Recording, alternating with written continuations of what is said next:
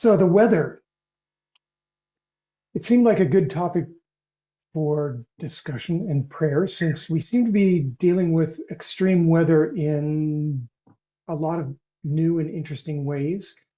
And of course, climate change is a big issue on the national conscience. So I put together a few readings, and I'm definitely very eager to hear how people are praying about the weather and the environment. So we'll start in Psalms, and I'll be reading, I think all of my Bible references are from the New Living Translation tonight. You faithfully answer our prayers with awesome deeds, O God, our Savior.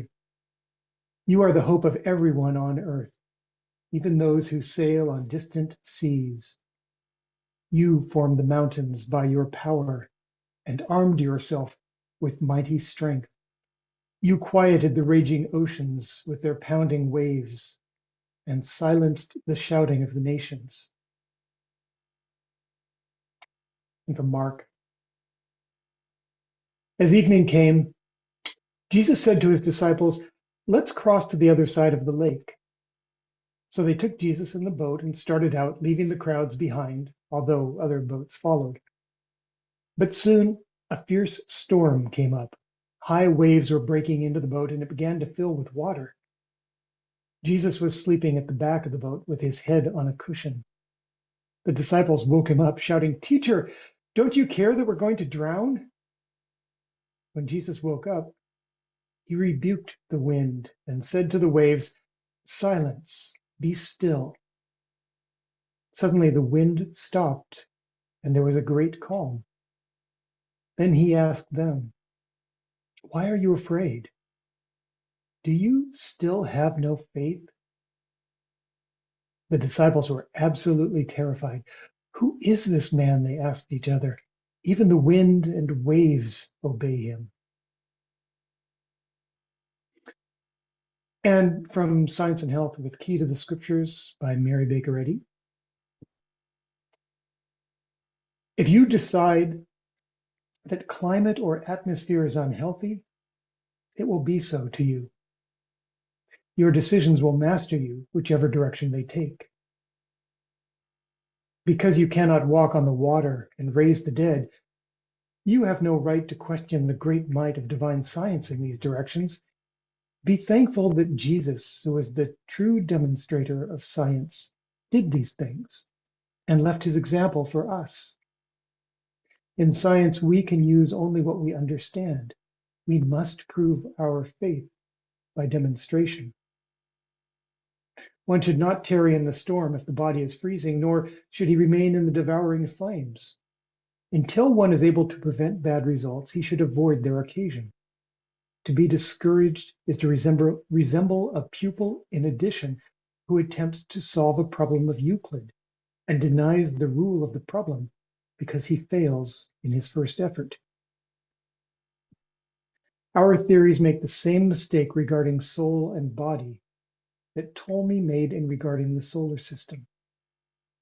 They insist that soul is in body and mind, therefore tributary to matter. Astronomical science has destroyed the false theory as to the relation of the celestial bodies, and Christian science will surely destroy the greater error as to our terrestrial bodies. The true idea of principle and man will then appear. The verity of mind shows conclusively how it is that matter seems to be, but is not. Divine science, rising above physical theories, excludes matter, resolves things into thoughts, and replaces the objects of material sense with spiritual ideas. So, first couple of possible discussion questions. Is weather too big to pray about? Or is destructive weather inevitable? Go ahead and jump in.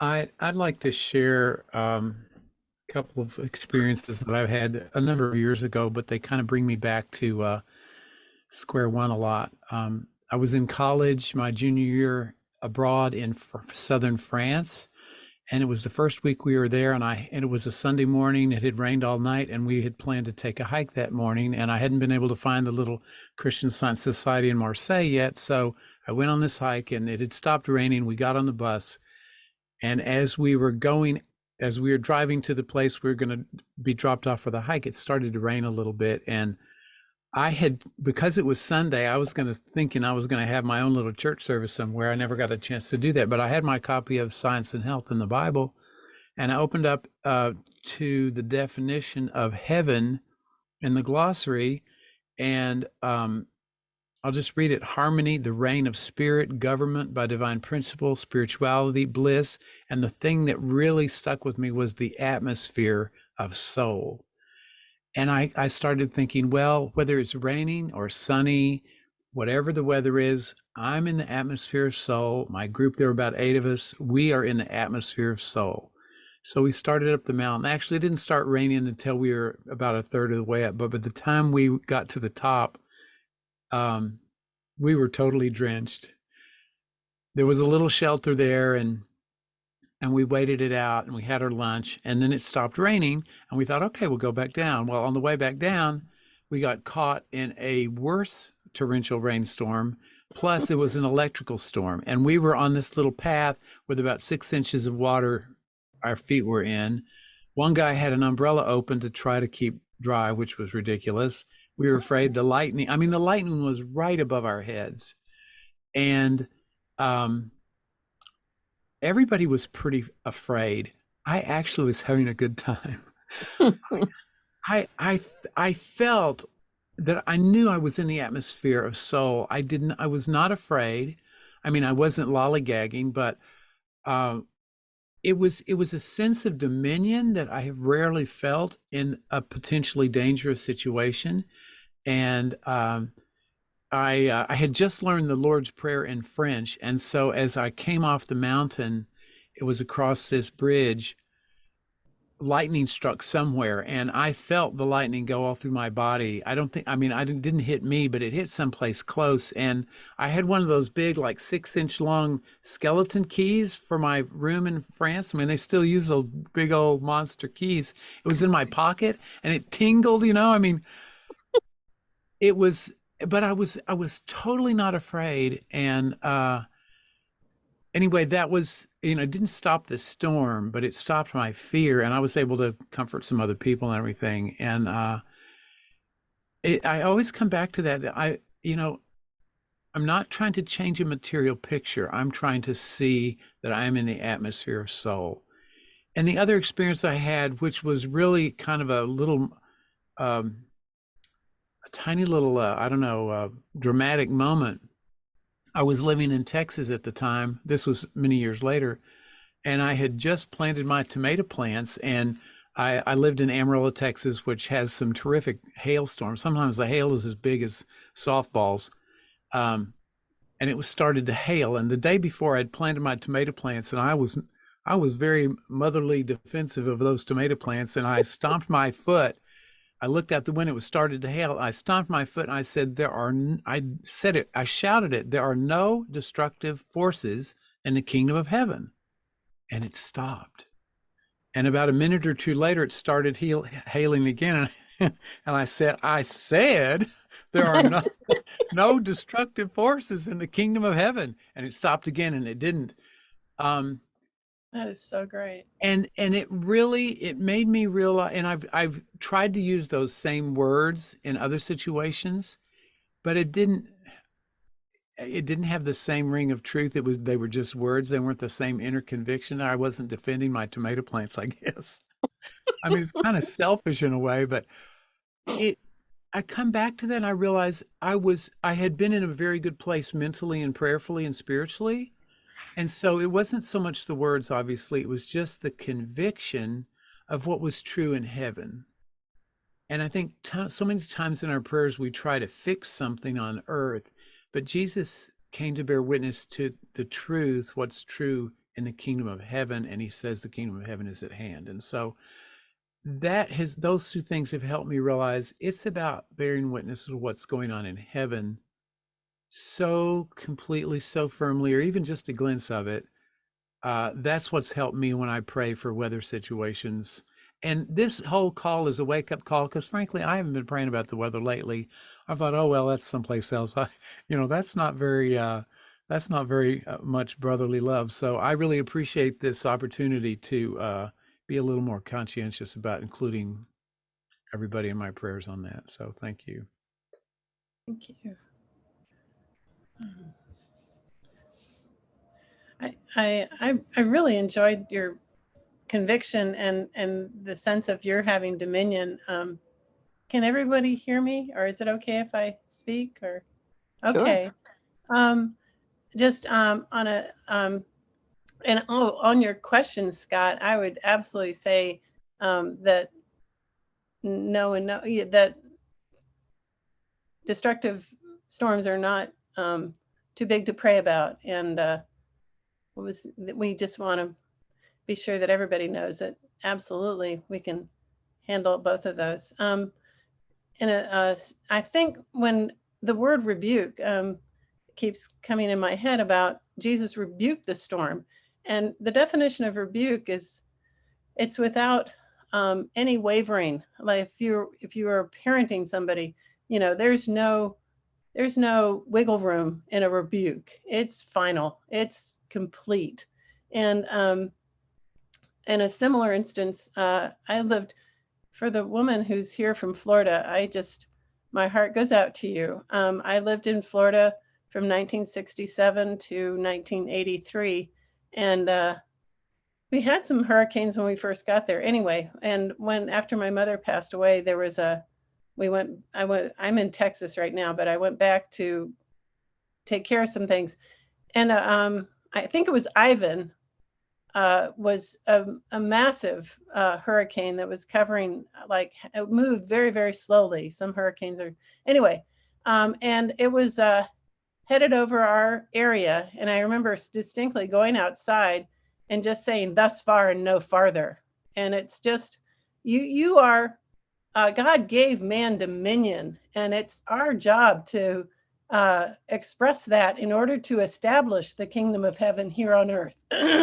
That was Jesus's. There are over 21 stories in the Bible about, Jesus trying to keep repeating over and over again, establishing the kingdom of heaven on earth. And I think that's one of the big distinctions of Christian Science. We don't think of heaven as somewhere later. It's something we are directed to establish right now. And this weather is just opportunity to manifest God's power right here and right now. And thank you. Anyway, so Ivan comes over our area, and one of the things I loved about your story was everybody whom your thought rested upon was protected by your prayer. Is it James? I'm sorry. And in my case, I have to confess that the neighbor's tree did fall down, but nothing. And we had two massive oak trees in the yard in the front and in the back, just massive canopies.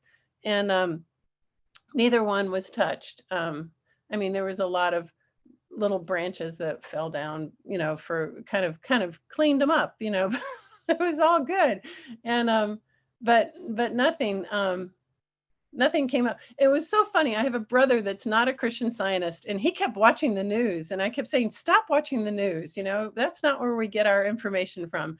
And he kept going to me and going, "Well, keep praying." I was like, "Well, you have to turn off the news." And of course, he's my brother, so we were like, "Yeah," But it was just, it's where are you getting your data from too? It's like you just. I so remember my teacher. I feel like I should wait and let others share, and I'll talk later. But there's something about my teacher that I would love to. She was from Florida. She was from Miami. And I so remember a hurricane heading directly from Miami. And then it turned around and went back out to sea. And I know it was her. She was just a rock, just a rock. And there are really very few hurricanes during her time. And I know after she passed, Andrew and all that other stuff. But anyway, what's my point? She had a weather committee. And I was on the weather committee. She felt weather was very important. And of the like 10 years I took in 1977, and I think I was able to go to association for about 10 years with her. She was, people used to ask me, why'd you take from her? Because she was older. But she was just fabulous. Anyway, but in the 10 years, we just had one time that it was raining, and I was very ashamed, kind of, like I hadn't held up my end of the bargain. But rain and storms are, it's the agitated, gentleness is fine, but the agitated forces are not. So anyway, sorry. Thank you. This is Andy in St. Louis. Thank you for the readings and the topic. When I think about weather and climate change, I think about our children and our children's children and our children's children's children and the future of civilization. Where are we going with the consumption of fossil fuels that are limited in supply? We're not going to live forever on fossil fuels. It's a whole technology thing that, and it's also political. Unfortunately, it's political. You have the right and the left that have completely different, bipolar, opposite views of the future.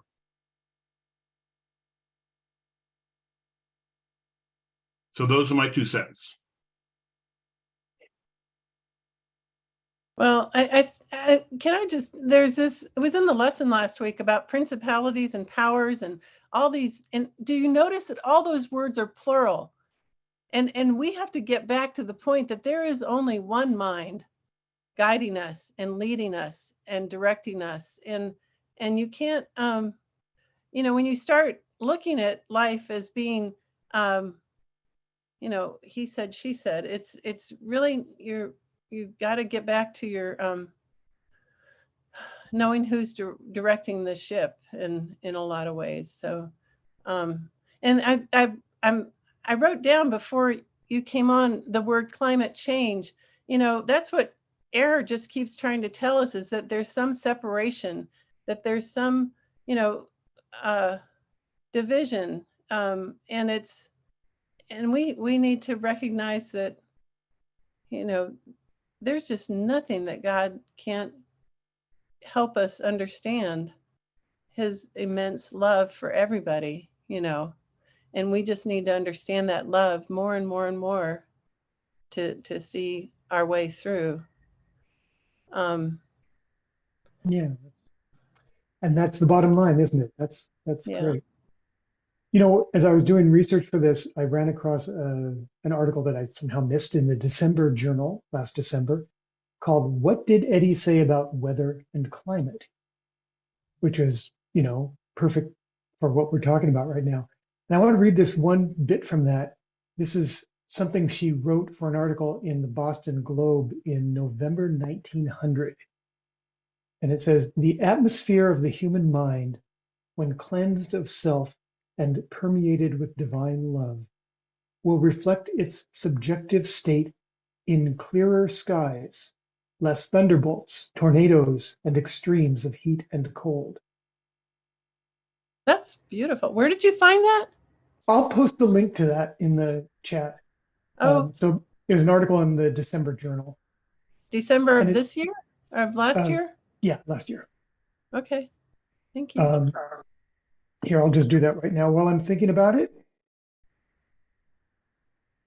And it has some other wonderful ideas and examples of when she and her staff were praying about weather. And like you say, it's, not praying to heal matter, but to see more of God's harmony reflected in the world, which I think is a really neat distinction.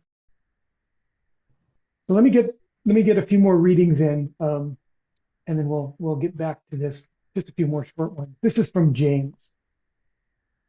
The earnest prayer of a righteous person has great power and produces wonderful results. Elijah was as human as we are, and yet when he prayed earnestly that no rain would fall, none fell for 3.5 years. Wow. Then when he prayed again, the sky sent down rain and the earth began to yield its crops. From Ecclesiastes. When clouds are heavy, the rains come down. Whether a tree falls north or south, it stays where it falls. Farmers who wait for perfect weather never plant. If they watch every cloud, they never harvest. Hosea. Oh, that we might know the Lord. Let us press on to know him. He will respond to us as surely as the arrival of dawn or the coming of rains in early spring. And again from Science and Health. Through discernment of the spiritual opposite of materiality, even the way through Christ's truth, man will reopen with the key of divine science the gates of paradise which human beliefs have closed, and will find himself unfallen, upright, pure, and free, not needing to consult almanacs for the probabilities either of his life or of the weather, not needing to study brainology to learn how much of a man he is. Mind's control over the universe, including man, is no longer an open question, but is demonstrable science.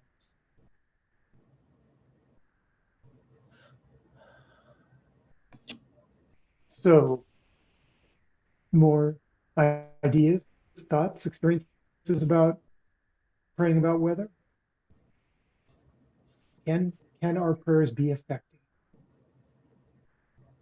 I want to share, thank you for the readings and for all the contributions so far. Something that Barbara said, the weather is kind of an atmosphere of agitation, if you will, or collective agitation. I remember back during one of my association meetings where our teacher asked us to send in healings and questions, and so I sent him a question about, all the trash in the world. How can we pray about all this trash? What can we do about the world? And I don't know, it just really bothers me. I like to pick up trash when I go for walks and things. And so his comment was so simple. And he said, how about we start with the trash in our minds, cleaning up the trash in our mind, right? And it just really hit home to me. And it does with this as well, to clean up the agitation in my own mind. That's contributing to this collective idea of, destructive weather, destructive atmospheres. So I know I can pray on a larger scale as well, but that's a good place for me to start, is any hatred or discouragement or frustration or anger in my own mind. So thank you, everybody, so far. Appreciate this group.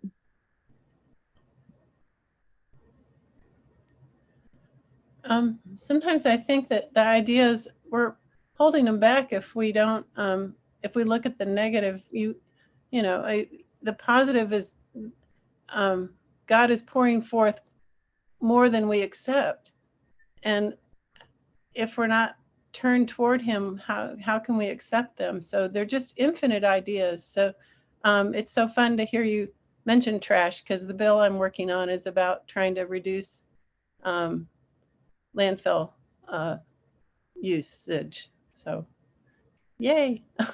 So, anyway.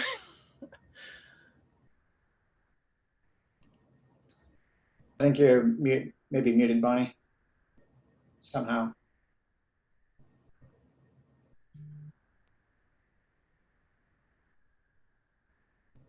Still can't hear you. No, her audio is not working, even though she's unmuted. Maybe try reconnecting to it. Oh, that might be that.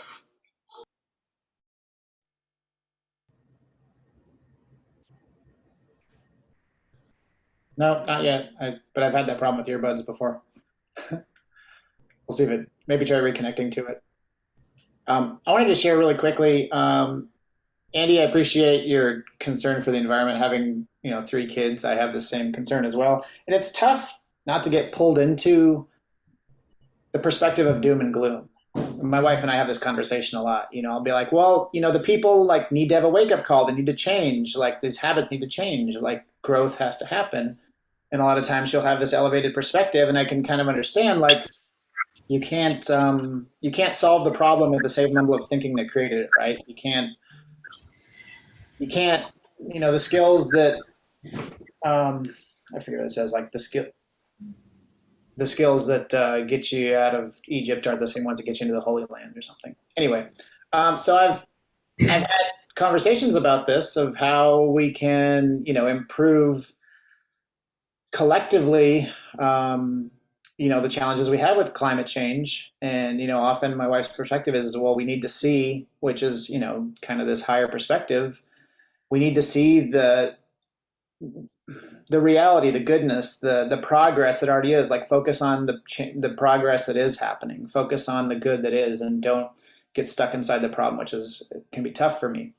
I also, Scott, when you mentioned this topic, I looked at an article, and it was really interesting to me. This was in the 2009 journal, September, by Don Griffith.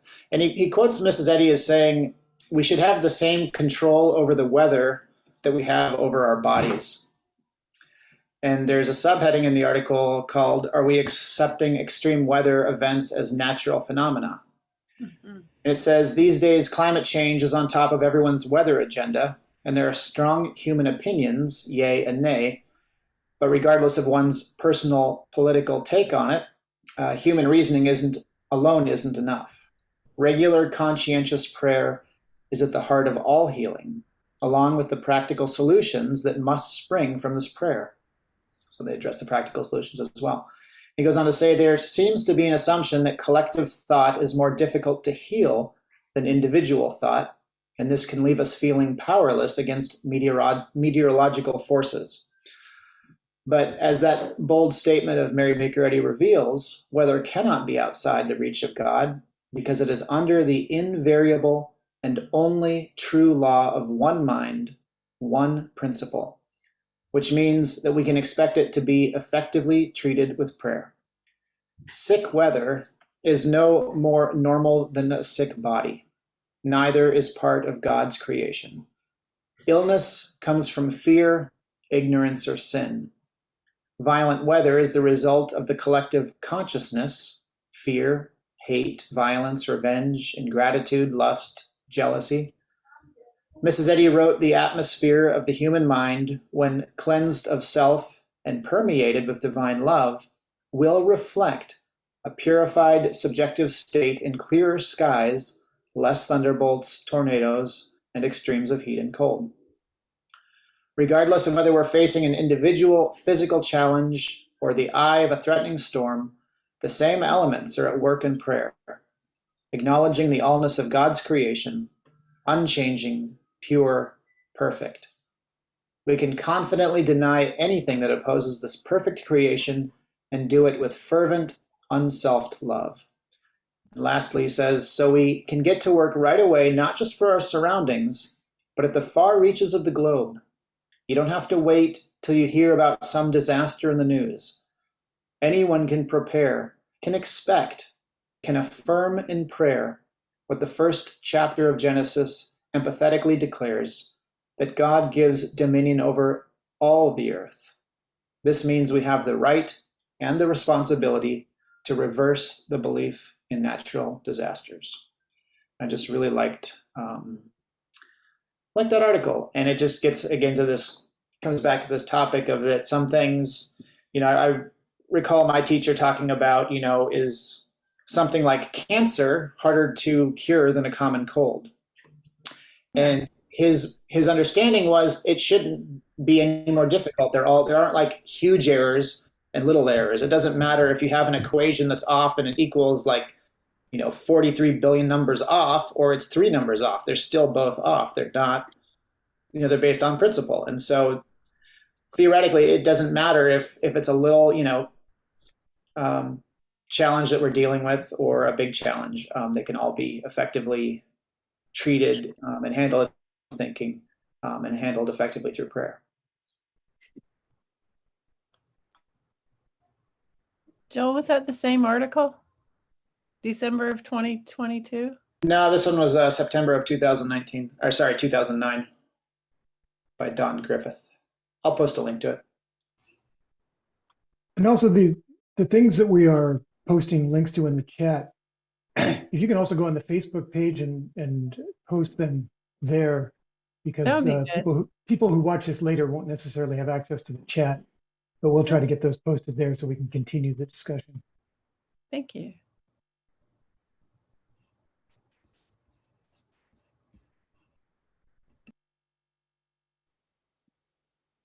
I have I'd one love more. Oh, go ahead, Rachel. Go ahead. No, you can do your reading if you want to. Well, I have just one more little tidbit that as I was going through this and thinking about, the nothingness of weather and all that, there was a wonderful little reminder. This is from Miscellaneous Writings, where she writes, "The atmosphere of mortal mind constitutes our mortal environment." And she writes, "To take all of Earth's beauty into one gulp of vacuity and label beauty nothing is ignorantly to caricature God's creation, which is unjust to human sense and to the divine realism.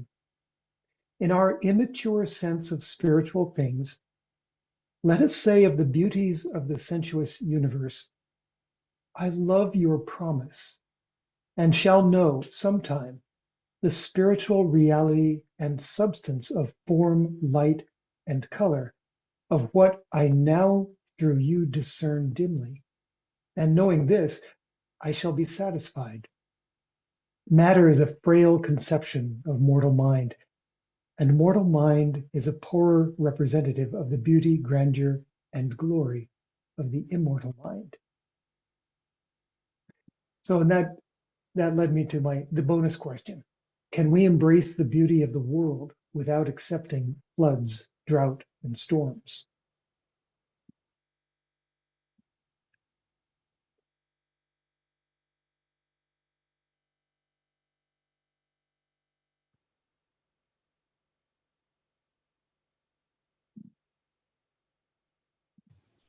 Is my mic working?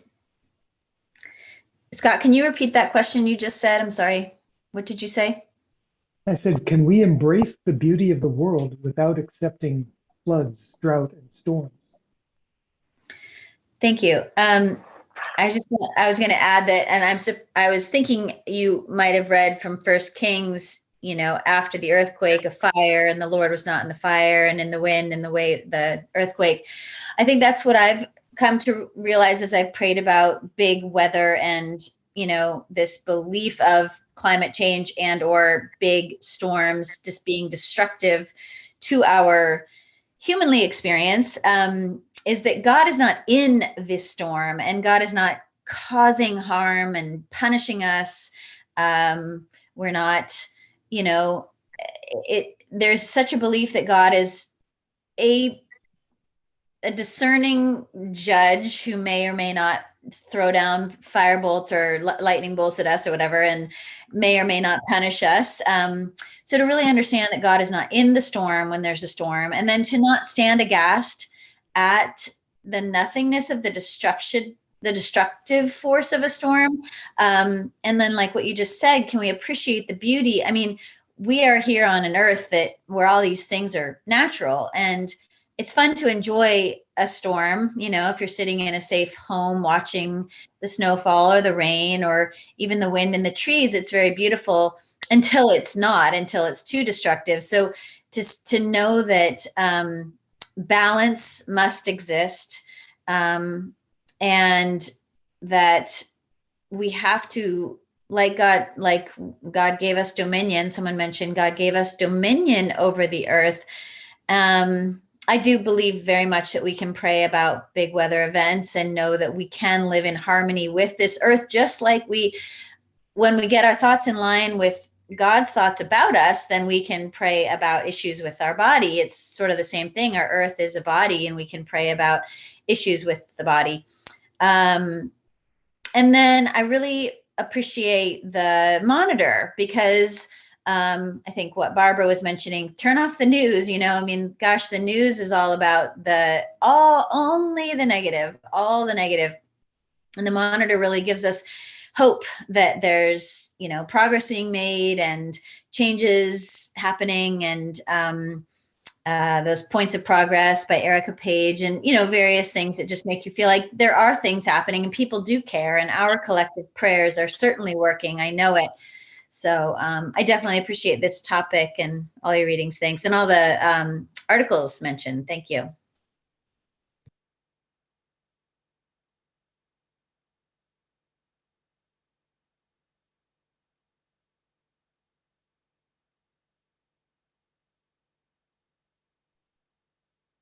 This is Tony. I think one thing that we need to keep in mind is when we're thinking about the weather, we're often working with excess, too much wind, too much rain, too much this or that. I think we also need to be aware of the fact that there are a lot of claims of not enough and lack. There are many countries in Africa that are suffering terribly from droughts that are not just recent, but have been going on for years and years and years. And the picture is not good. People are dying, cattle are dying, even the wild animals. I mean, if elephants can't find water, that's because there isn't any. And so I think we have to look at that as well. And again, that refers to, I think, where Bonnie was mentioning, we have to see a better balance with this whole situation worldwide.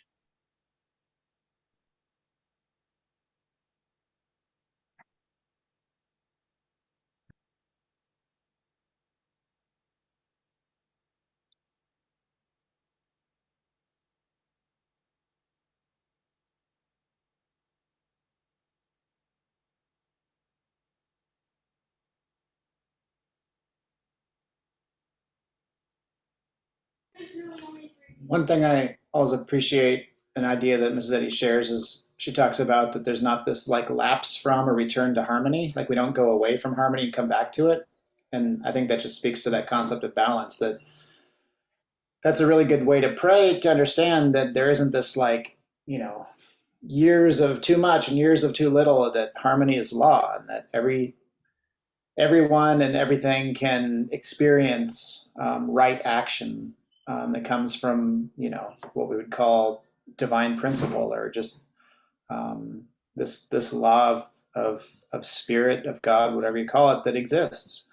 And just to prove that and to see that in our own, worldview, that harmony is fact, and to not be duped in a way to believing that, to get into this human picture that just, it's like being tossed on an ocean, but to have that understanding of what is, and to see that, and to basically, in seeing that, to help, prove it, and to, show it forth kind of the way, I guess, Jesus did.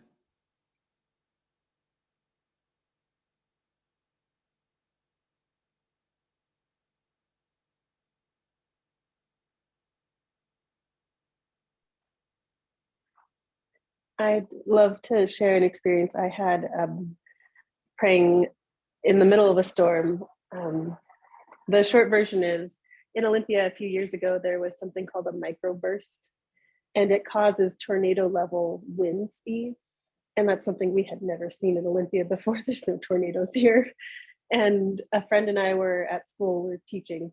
We were at school late, and we noticed some clouds outside. So we decided to head home. And the first 3 miles of my drive was along a very wooded road.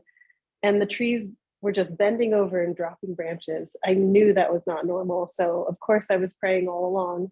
And as soon as I got to past that part of the road, I stopped and felt safe enough to pull over and just keep praying. And after a while, I reached a sense of peace about the situation and headed home, and learned later that despite all the destruction the winds caused, not a single life was lost, and not even a single injury was reported. and there were power lines falling on driving cars, and there were trees falling through houses, and yet not a single life was touched, was damaged by that.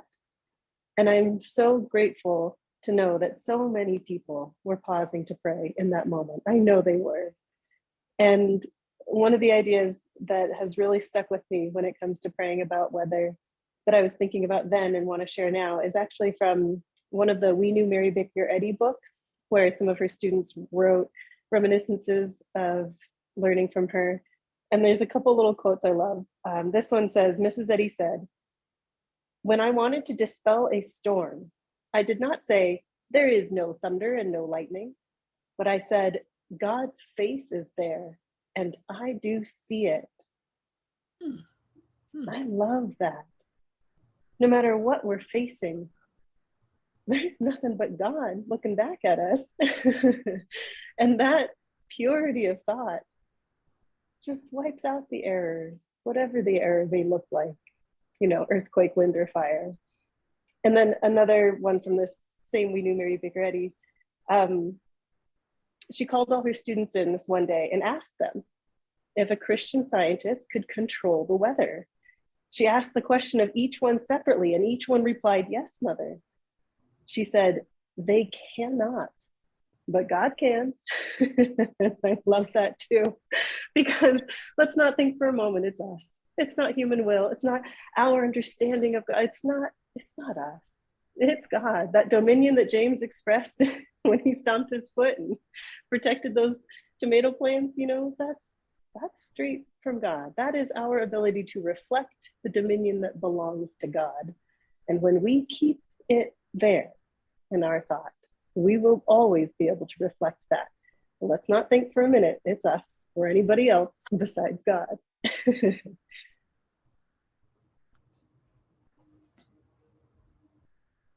you. I'm going to add one more thing. So regarding sort of climate change, how it relates to the human experience and if it's destructive or not, or maybe not climate change, but just weather in general. And we attribute it to climate change, storms being bigger and longer and wetter and more fires and more of this. Part of it is that we, like the balance, we need to live on this earth in a balanced state, and we seem to not be. We are in an era of excess and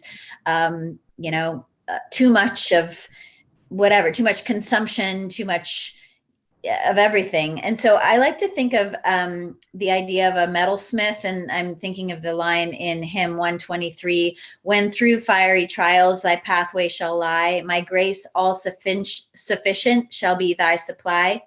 The flame shall not hurt thee, I only design thy dross to consume and thy gold to refine." That's one of my favorite tunes in the hymnal. And so I didn't really quite understand that. And so I looked it up on YouTube, and I was explaining this to Sunday school students. And it's so obvious now that I know it. But anyway, when the heat of the fire, heats the metal so hot, the dross, the impurities come to the surface and generally just burn off. They don't stick in the metal. And so, if God's the fire and he's heating up the metal, which is maybe us or our experience, and the error is just going to go away. I do think that when error comes to the surface, that's better than it hiding, right? Like we need to know about, injustices or racism, when it comes to the surface, it can't hide anymore. It comes to the light and then it is gone. So, regarding the weather, if there's building practices that are not up to code and they fall down in an earthquake, or houses built right in a storm path that are not built correctly, and we blame the weather, which then in turn somehow blames God or something, not us, but the world in general. I do feel like progress is the law. We have to learn how to build correctly and live in harmony with this earth, I suppose. So anyway, in a way, I think it's like when error comes to the surface, that's better, and then it can be handled. So we can handle whatever it is. If it's living in more harmony with the earth, the more we know, the better. So Anyway, I don't know if any of that made sense, but hopefully it did. Well, I was just thinking how a downpour of rain is not necessarily a storm, and yet it's called a storm.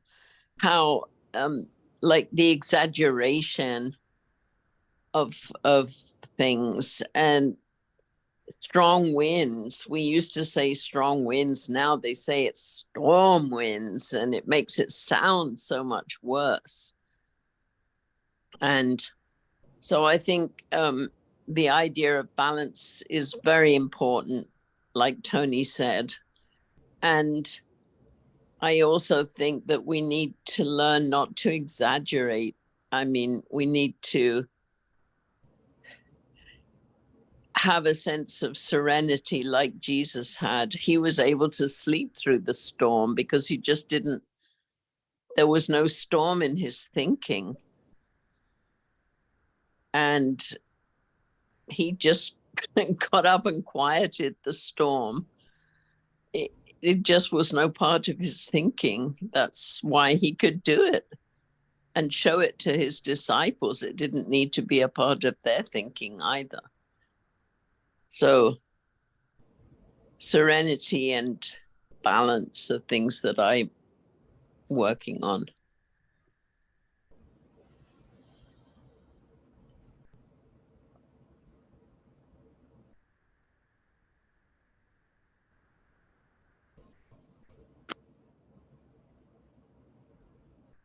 We are starting to lose people, and it is after the hour mark. So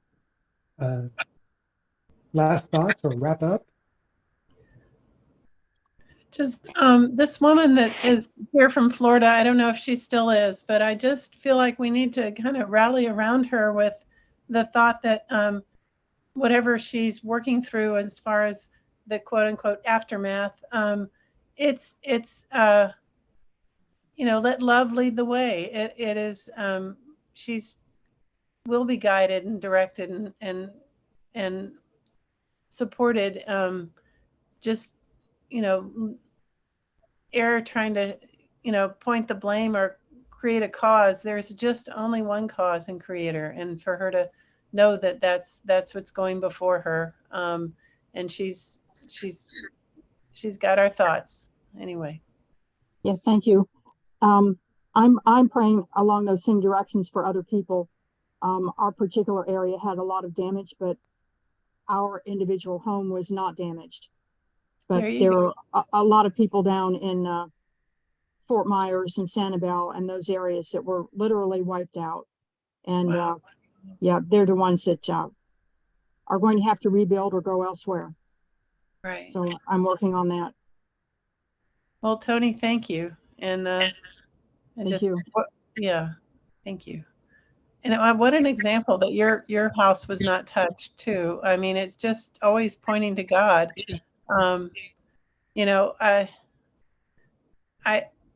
Anyway. Well, just very quickly, farther south, Naples was hit very badly. And my son was talking to some people down there. They went inside the church when the storm was coming, and the church is not on the water, but it's pretty close. And they were actually had their hands on the doors and the windows and were praying, and the water was coming up the glass, rising up where they could see it. And they just stood there with their hands on the glass and just continued to pray. And none of that water came into the church. Oh. None of the water came into the church, is what you said. Wow. Right. That's so great. Yes. I hope you write that up. I mean, that's just wonderful to hear.